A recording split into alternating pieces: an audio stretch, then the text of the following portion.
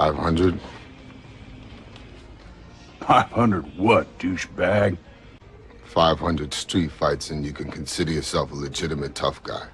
I'll tell you, you learn a lot of things on the way to 500. None more important than this. You know, just to play devil's advocate, because people are going to ask, like, Of course, obviously David, some people David. won't believe you. They'll say, why do you say you've had nearly 100 fights? Like, is there any proof? What if someone says, no, this dude's lying, he's full of crap? Well, how would you respond to that?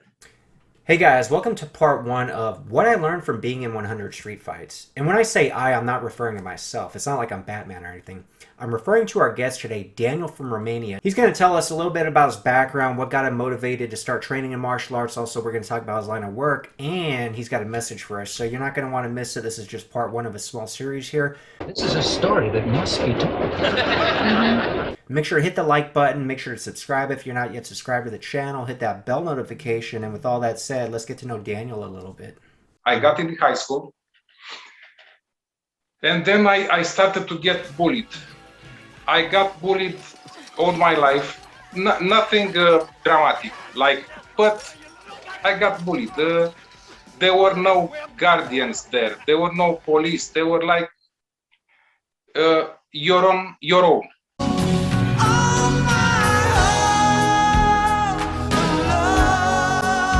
Yeah, you're on your own. Now, real quick, if you're 14, 15, you're probably decently built. I would almost think people would leave you alone since you're lifting weights.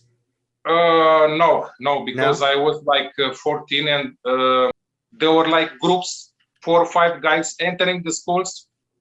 If you had bad luck, you're gonna have a beating.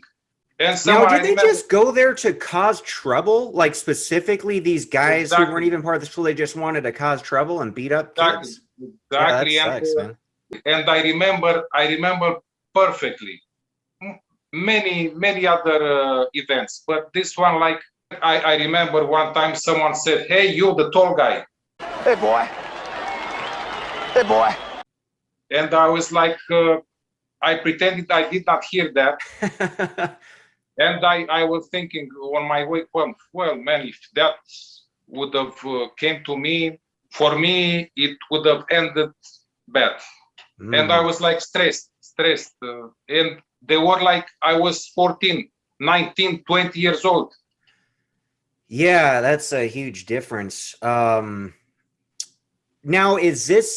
did you take martial arts again because of the bullying?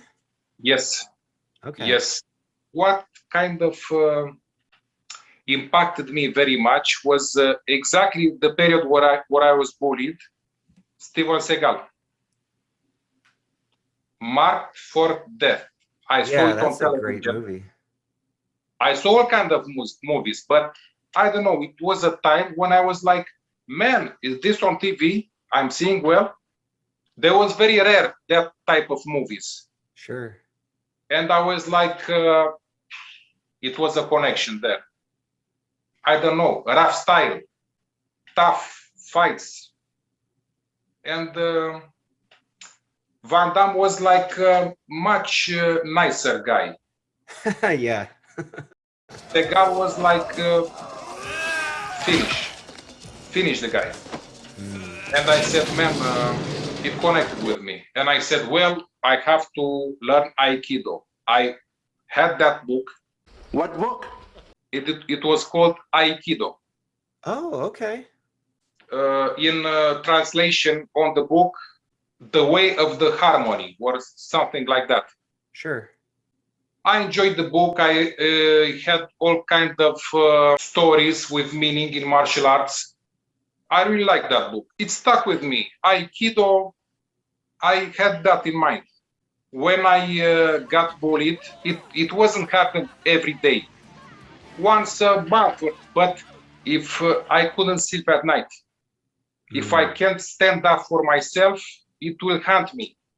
And I was like tormented. Sure. I was like learning from the pictures. But what can you learn? In my mind, well, I was learning in my mind.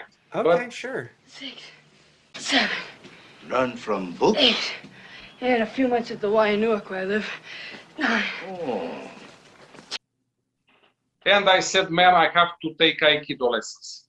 Although having a deep interest in Aikido, the Aikido lessons Daniel took didn't fit well with his school schedule at the time during the week, so he ended up taking Wushu Sanda instead on the weekends. At that time, Wushu Santa, punches, kicks, throws. So it was very complex. Sure. And it was like Saturday and Sunday on the morning. Okay, so that'll work in your schedule. Exactly. And I got the lessons. I'm friend with the master and right now. Oh, nice. And that was the style that I practiced it the most. Wushu Santa. The main objective that I got into fights was being inspired by the movies and being bullied. So I said, man, I have to defend myself. But it's a strange thing, David. When you step up, it's a strange thing. You get into more fights. When you have a bad experience or two, but when you step up for yourself, you get in more fights. That's my perception. I don't know. I asked that guy, Rokas, I believe. The martial arts journey guy? Rokas? Exactly. I asked him in how many fights he was involved, and he said like 2. And I appreciate the answer, but I was trying to say to him, like, man, you don't have to increase that number. Leave it like that on 2. Now, when you were asking about his fights, were you talking about like real fights or talking about his competitive fights? Because those are different, huh? Fights. I asked him about street fights. Yeah, okay, because the competitive fights are different, and I'm going to actually interview him later this month to see if he's still pursuing those. Make sure to check out the video I did with Rokas, Mayweather versus Rokas, a martial arts journey. I linked in the description below. We talk about his next potential fight. But yeah, as far as like the street fights go, and David, definitely avoid those. But if I may, I send it to Rokas an email. I asked him, man, if you want an advice on the street, the real fighting, because also I noticed that he had a bad experience on the street. Yeah. You can ask me interviews or something like that, only to give him an advice. I've been on the battleground, on the real battleground.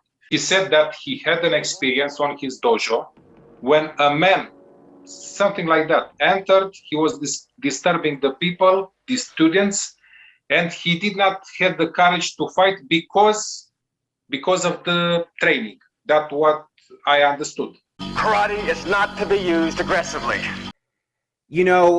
Just to play devil's advocate, because people are going to ask, like, of course, obviously some people won't believe you. They'll say, why do you say you've had nearly 100 fights? Like, is there any proof? What if someone says, no, this dude's lying, he's full of crap? Well, how would you respond to that? David,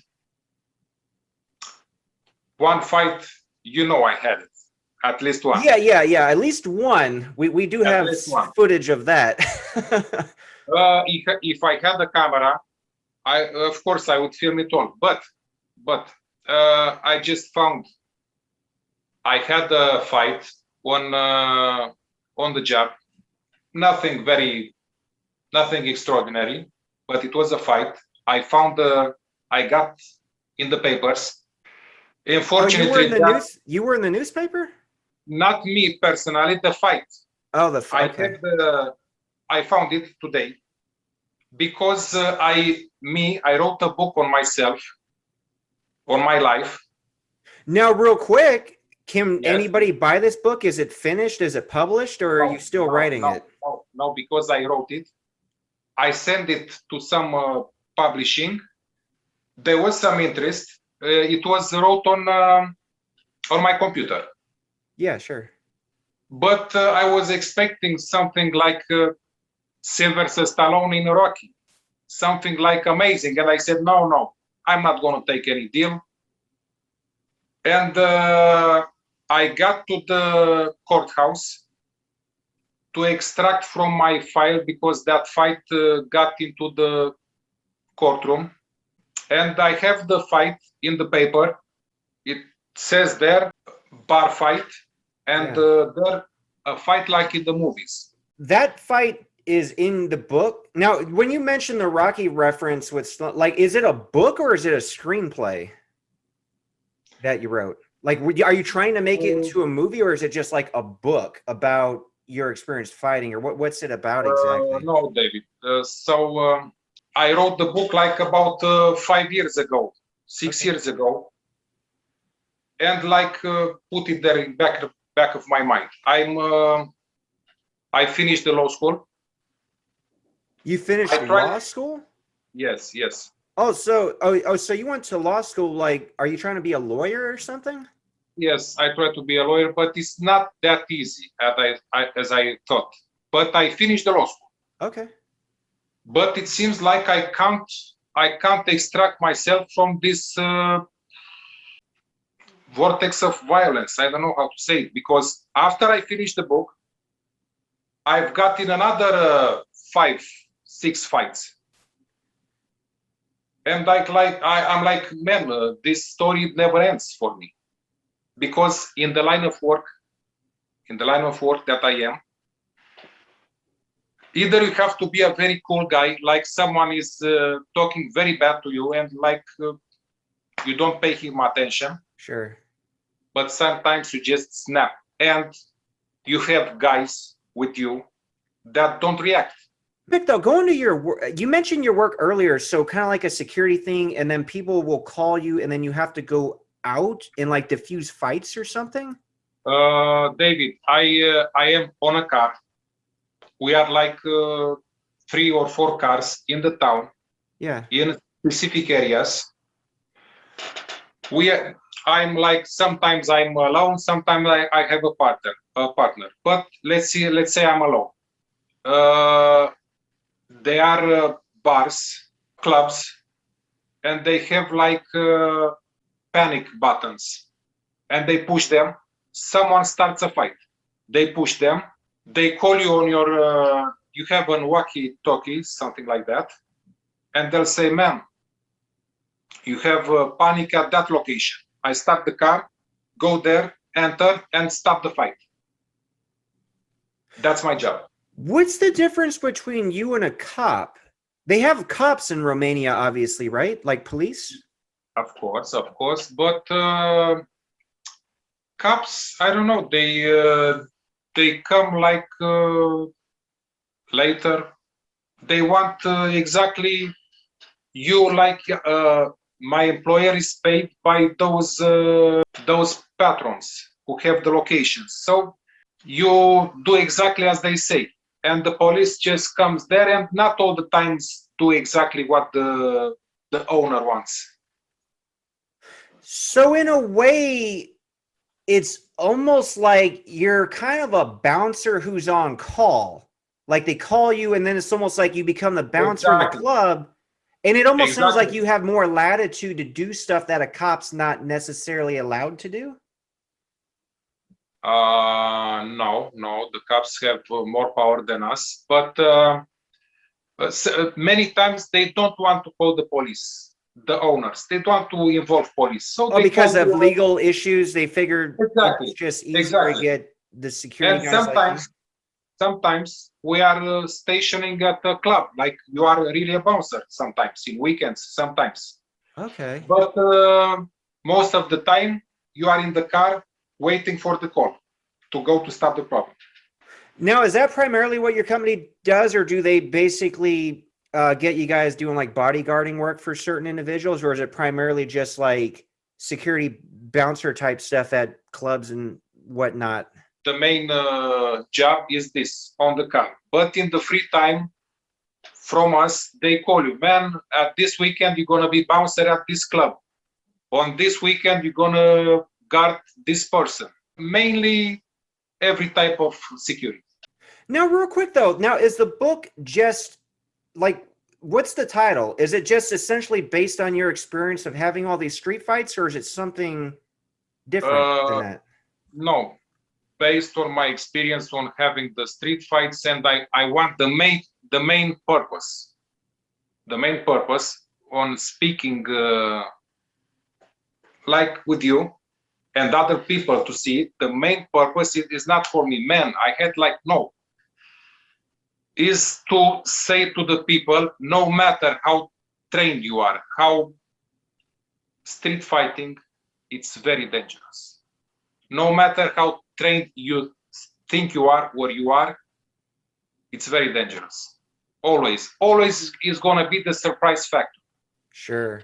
Yeah. And avoid it. Be a nice guy. Man, I'm tougher than you. Okay, you are. Have a good night. That was yeah, my main. no, it's better not to ever get in a fight, of course. My main advice, that it's dangerous for you, even for your opponent. You can hurt him. That was my main purpose. Avoid street fighting. That was the main purpose. Yeah, that's good advice. Because here's the thing, like, you know how you mentioned that fight where you got knocked down and you slammed your head on the concrete.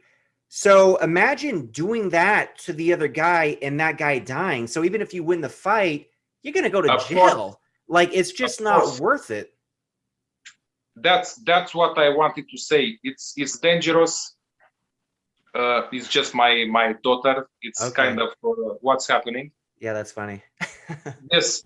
Hey guys, that's going to do it for this episode. Make sure to check in the future for the next part. Daniel and I are going to talk about the role weightlifting plays in fighting, and it's not just about building strength. Different road rage instances. I'll share one of my own. Why Daniel's gotten in so many fights, and also talk about effective techniques from his experience in street fights. So you won't want to miss it. Subscribe if you're not yet subscribed, and we'll see you guys next time.